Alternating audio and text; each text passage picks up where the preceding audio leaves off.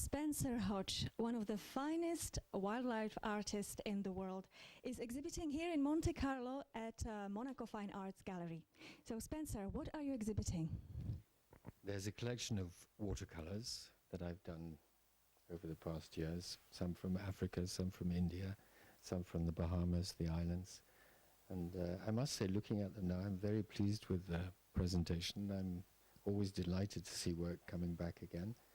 And it looks very good, so I'm happy with that. Coming back again, that means that you were associated with Monaco Fine Arts before. Yes, I worked with Monaco Fine Arts for almost 30 years, I think. And then unfortunately the gallery closed because of various agreements to knock buildings down, and now it's been reborn, so I'm completely delighted with that. You told me that you started to paint since you remember. You painted animals, but after you finished school, you drew human bodies. So what made you switch to wildlife? I worked at the University of Bristol, and I was a medical artist for 6 years, so that entailed dissection of the human body and various other things, and I did illustrations for medical books and teaching material. And that was the most extraordinary privilege, really, because when you look at an animal or a human, you know exactly what's going on underneath. So it was a wonderful experience. So what about wildlife? What made you choose wildlife to be your lifelong topic to paint?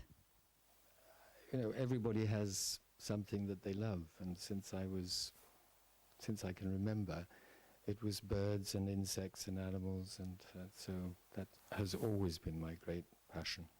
You traveled a lot, so I think you managed to get to meet some of the wildlife animals. Can you say us something about the encounters you had? Yes, when you see something which is so beautiful that you can hardly breathe, you know, it's the most extraordinary sensation. And then you try and carry something of that emotion back to your studio and put it into the paintings, because I think it's relatively easy to be a good technician, and it's relatively difficult to say something more. You know, I think there's a point where a painting acquires a kind of metaphysical aspect which is impossible to understand why or how, but just occasionally it happens. So, yes, that's what I look for, yes. Your work supports several foundations, charities for endangered species. Tell us the story about white tiger. Oh, the story about the white tiger is long and complicated. In fact, there was only one white tiger that was found in India in 1952. And so every single white tiger that exists in the world today comes from that one extraordinary animal.